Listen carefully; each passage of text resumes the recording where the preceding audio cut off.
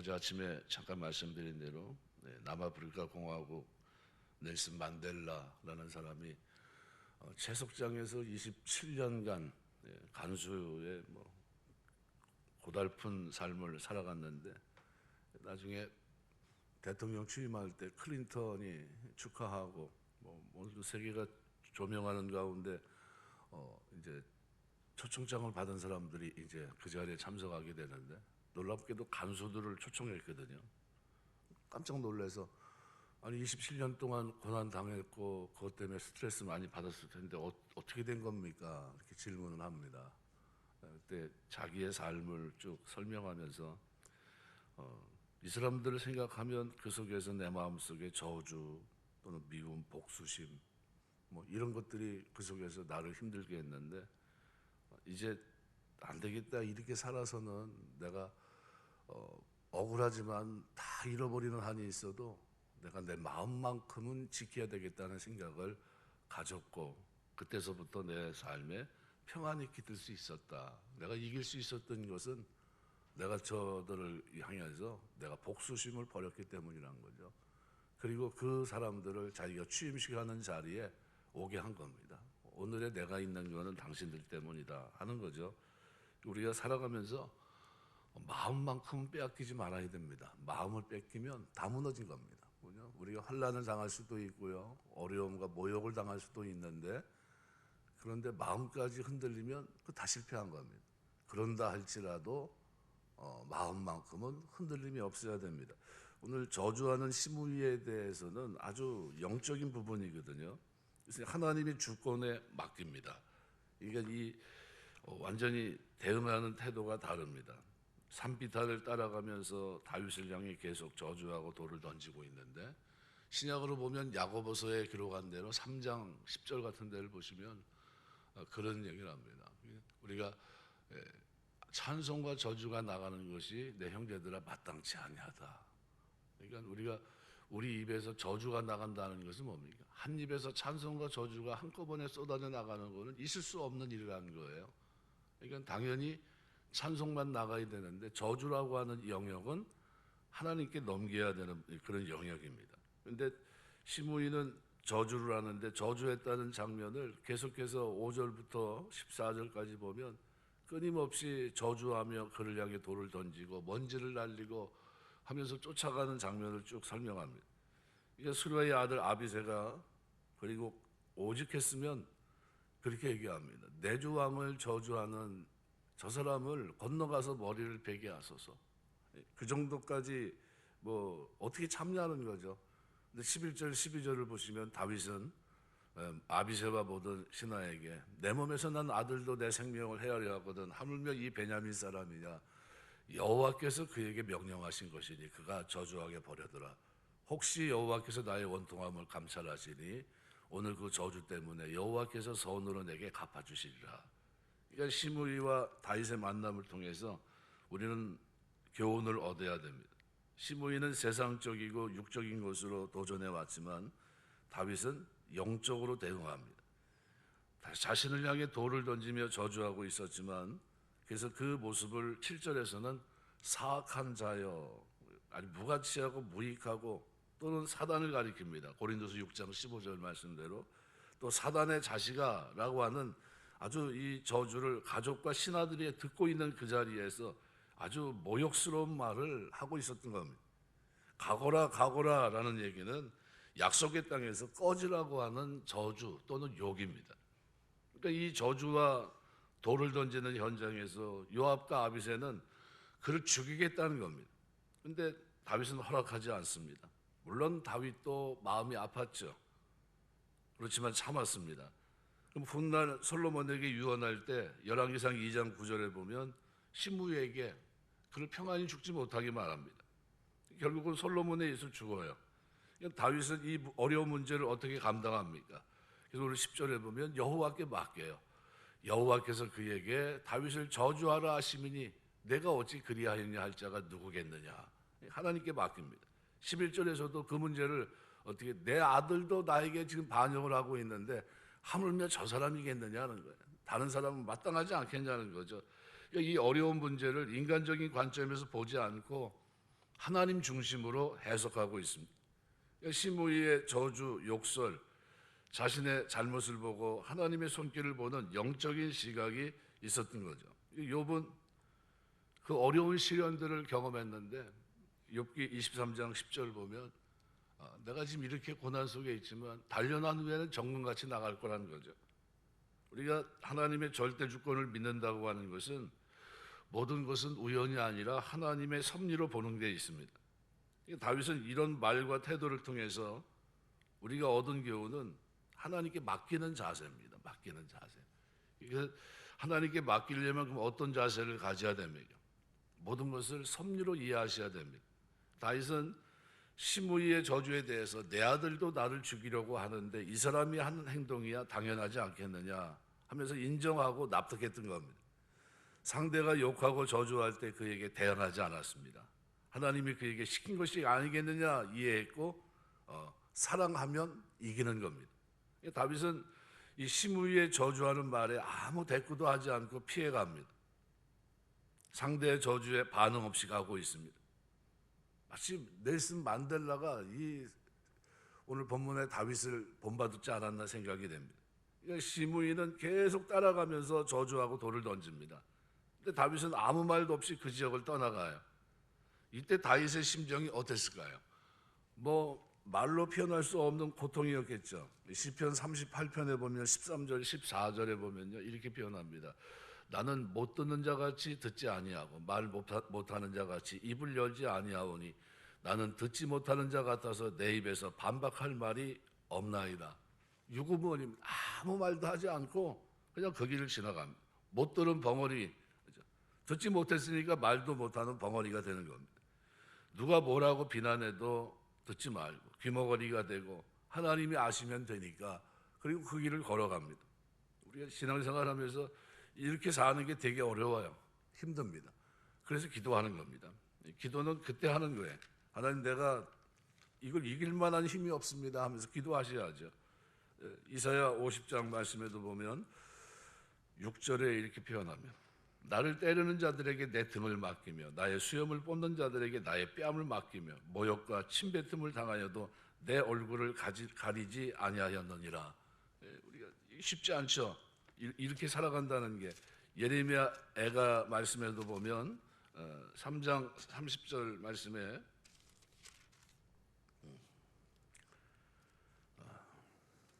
이렇게 표현 자기를 치는 자에게 뺨을 돌려대며 치욕으로 배불릴지어다 이렇게 말씀합니다. 예레미야도 참는 자가 이긴다는 겁니다. 그러니까 그 심한 저주 속에서도 하나님께 맡기면 그러면서 묵묵히 자기 길을 간다면 다윗의 온유한 마음 그 인격을 보면서 함께했던 사람들이 많은 감동을 받았을 것 같습니다. 요압과 아비새는 물론이고 가족들이 아마 다윗을 존경하는 그런 모습이 되지 않았겠나. 오늘 12절에 기록한 대로 저주의 소나기가 그냥 말 그대로 뒤덮고 있는데 그런데 그 속에서 맥이 풀려진 것이 아니라 그것이 오히려 축복의 소망을 가지고 있는 다윗의 태도. 네가 이렇게 저주하지만 결국은 하나님이 네 저주 때문에 나를 복 주실 거다. 이런 마음이 있어요. 그래서 뭐라고 표현하면 오늘 그 저주 때문에 여호와께서 선으로 내게 갚아 주시리라. 심은 대로 거둡니다. 그래서 그 길을 묵묵히 걸어갑니다. 누군가 여러분을 저주하고 욕하고 비난해도 그것 때문에 하나님이 선으로 갚아준다는 확신을 가지고 참을 수 있게 되시길 주의 이름으로 축원합니다. 따라가지 말고 변명이나 변호할 필요도 없고요. 온유한 마음으로 생각하고 겸손하게 받으면 반드시 하나님이 그것을 선으로 바꾸십니다. 요셉은 창세기 50장 20절에서 형들에게 이렇게 고백합니다. 당신들은 나를 헤아려 하였으나 하나님이 그것을 선으로 바꾸사 오늘과 같이 많은 백성의 생명을 구원하게 하시려 하셨습니다. 이 위대한 고백이 있습니다. 그러면 이렇게 막 자기 멋대로 살아간 것 같이 막 저주를 하고 했는데 그럼 결과는 어떻게 됐습니까? 이웃을 향한 축복과 저주는 자기 품으로 돌아오는 겁니다. 부메랑이에요. 지금은 요즘은 그거 갖고 아이들 노는 거를 못 보는데 그죠? 부메랑 던지면 확 돌아서 돌아오지 않습니까? 마찬가지 요한복음 8장 1절에서 11절 보면 돌을 친다는 거는요, 간음한 여인을 돌로 칩니다. 맨날 고대 유대인들은 죄인을 향해서 돌을 던지면 죽을 때까지 던졌어요. 스데반 집사가 예죠. 사도행전 7장 54절부터 기록되어 있는 스데반 집사 성령 충만해서 돌에 맞아 죽는데 그 옆에 지킨 사람이 사울, 나중엔 바울이 된 사람 아닙니까? 근데 옷을 지키고 있는데 뭐 하고 있는 겁니까? 죽나 안 죽나 확인하고 있었던 거예요. 죽을 때까지 던진 겁니다. 죽을 때까지. 이거 돌을 던지는 행위가 그렇습니다. 근데 시므이가 다윗을 향해 돌을 던진 저주의 결과 무슨 얘기입니까? 시작하자마자 끝날 때까지 계속 쫓아다니면서 돌을 던진 겁니다. 근데 이 돌을 던진 저주의 결과는 뭐냐면요, 나중에 다윗이 다시 예루살렘으로 돌아옵니다. 하나님이 다윗의 기도를 들어주셨고요. 아주 비굴한 행동을 하면서 이제 목숨을 유지할 급급합니다. 그래서 19장에 보시면 16절부터 23절에 보면 다윗이 오는데 제일 먼저 마중 나간 사람이 시므이입니다. 엎드려 절해요. 그리고 자기 잘못을 고백합니다. 그러니까 그 자리에서 죽이지 않습니다. 내버려놔둬요. 그리고 다음 누구요? 아들에게 얘기합니다. 솔로몬에게. 그걸 가만히 편하게 죽게 하지 말라는 거예요. 그리고 결국은 솔로몬의 손에 의해서 죽습니다. 그러니까 열왕기상 2장 35절부터 46절의 기록입니다. 그러니까 시므이가 다윗을 향해 던진 돌은 누구에게 왔습니까? 자기에게 온 거예요. 자기가 죽을 때까지 편하게 죽지 못하는 죽음을 맞이할 수밖에 없었던 이유가 뭡니까? 그 속에 하나님 백성의 삶 속에 뭐가 있습니까? 그도 이스라엘 백성일 텐데 찬송과 저주가 공존했기 때문이에요. 한 입에서 찬송과 저주가 나는도다. 우리가 살아가면서 어떤 일이 있어도 찬송하시길 주의 이름으로 축원합니다. 욥의 고백의 위대한 고백은 주신 자도 여호와시요 취하신 자도 여호와시니 여호와 이름이 찬송을 받을지어다 하고 욥이 입술로 범죄치 않았다. 내 입에서는 그저 하나님을 향한 원망 이런 게 하지 않겠다는 게, 그게 굉장히 중요합니다. 에스더 7장 보시면 9절 10절 보면 하만이 모르드게를 지나가는데 인사를 안 합니다. 너무 건방져요. 안 되겠다, 저 사람을 좀 손을 좀 봐줘야 되겠다 생각했는데 그게 누구냐? 유대인이라는 겁니다. 그러면 싹 유대인들을 진멸시켜버려야 되겠다. 장대를 확 달아버렸습니다. 그리고 디데이를 딱 잡았어요. 어떻게 됐습니까? 죽으면 죽으리라 하면서 에스더의 등장과 그리고 놀랍게도 하나님의 도움으로 모르드게는 자기가 된 장대에 자기가 매달려 죽습니다. 심은 거예요. 우리가 이웃을 향해서 축복과 저주가 있다면 여러분은 뭘 하시겠습니까? 축복하시길 주의 이름으로 축원합니다. 이웃을 저주하면 나에게 돌아온다 생각하셔야 돼요. 아이 저 나쁜 놈 그러면서 저주할 필요가 하나도 없다는 겁니다. 우리는 축복해요. 축복. 가룟 유다는 죄 없인 주님을 팔아넘기고 돈을 받았지만 세보지도 못하고 창자가 터지는 비참한 죽음으로 최후를 맞이합니다. 사도행전 1장 18절. 누가복음 10장 5절 6절은 우리 주님께서 제자들을 파송하시면서 말합니다. 평안하기를 빌라. 빈 평안이 그에게 합당하면 그에게 임할 것이요 합당치 아니하면 내게로 돌아오리라. 부메랑이 될 것이라는 겁니다. 우리는 가는 곳마다 평안을 빌어줘야 돼요. 샬롬 해야 돼. 샬롬. 하나님 이 가정이 하나님의 은혜로 평안을 누리게 하옵소서. 하나님과 바른 관계로 진정한 평안을 누리게 하옵소서. 시편 35편 13절에 시인은 이렇게 말합니다. 나는 저희가 병들었을 때 굵은 베옷을 입으며 금식하여 내 영혼을 괴롭게 하였더니 내 기도가 내 품으로 돌아왔도다. 그저 나를 괴롭게 했던 그 사람을 향해서 박수치고 기뻐하고 잔치 베풀고 춤을 추고 있었던 것이 아니라 그 시간에 자기는 어떻게 해요? 그 사람이 나를 힘들게 했던 사람이 병들었다는 소식을 듣고 굵은 베옷을 입으며 금식하면서 하나님 앞에 기도하며 나아가고 내 영혼을 괴롭게 했더니 그 기도에 대한 응답으로 내 기도가 나에게 그대로 돌아왔다는 거예요. 그럼 우리 기도가 여러분 주변에 축복하는 기도가 되시길 주의 이름으로 축원합니다. 잠언에 기록한 대로 성읍은 정직한 자의 축원으로 진흥한다 그랬어요. 여러분이 사는 그곳에서 우리 성읍이 동단 이지구가 여러분의 축복으로 진흥하는 거예요. 여러분이 저주하면 안 돼요. 우리는 마지막 보루라고 생각하셔야 됩니다. 예수 믿는 사람들은 우리가 축복해야 된다, 내가 축복해야 된다, 이 중심을 가지고 사셔야 됩니다. 잠언 26장 37절 보면 함정을 파는 자는 그것에 빠질 것이요 돌을 골리는 자는 도리어 그것에 치이라 그랬습니다. 근데 놀랍게도 우리 이 본문의 이 시므이는 저주하는 것으로 인해서 실패합니다. 나비 효과라는 과학 이론이 있는데, 만약 예를 들면 중국 베이징에서 나비가 날갯짓을 한 후에 나중에는 이 날갯짓이 뉴욕에 폭풍을 일으킬 수 있다고 하는 과학 이론입니다. 미국의 기상학자 에드워드 로렌스라는 사람이 기상을 연구하다 생각해낸 이론인데, 지금은 이것이 카오스 이론으로 여러 학문에 쓰이고 있고요. 이것은 한마디로 작은 행동이나 작은 변화가 엄청난 사건으로 커진다는 겁니다. 작은 불씨가 온 산을 태우고 다 태우는 것처럼 세계를 위협한다는 이론입니다. 오늘 본문 14절에 보면요, 이렇게 표현합니다. 왕이 그가 함께 있는 백성들이 다 피곤하여 한 곳에 이르러 거기서 쉬니라. 왜 이렇게 많은 사람이 집을 떠나 광야에서 피곤하게 쉬어야 됐습니까? 딱 이유는 한 가지예요. 다윗이 죄를 졌기 때문이에요. 죄에 대한 대가입니다. 한 사람으로 말미암아 많은 사람이 피곤하게 됐던 겁니다.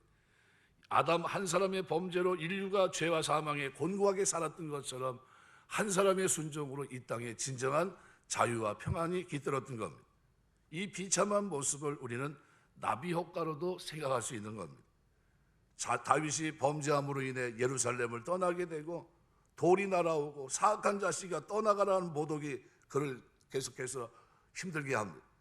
돌 던지는 행위는 유대인에게는 극도의 분노와 적개심입니다.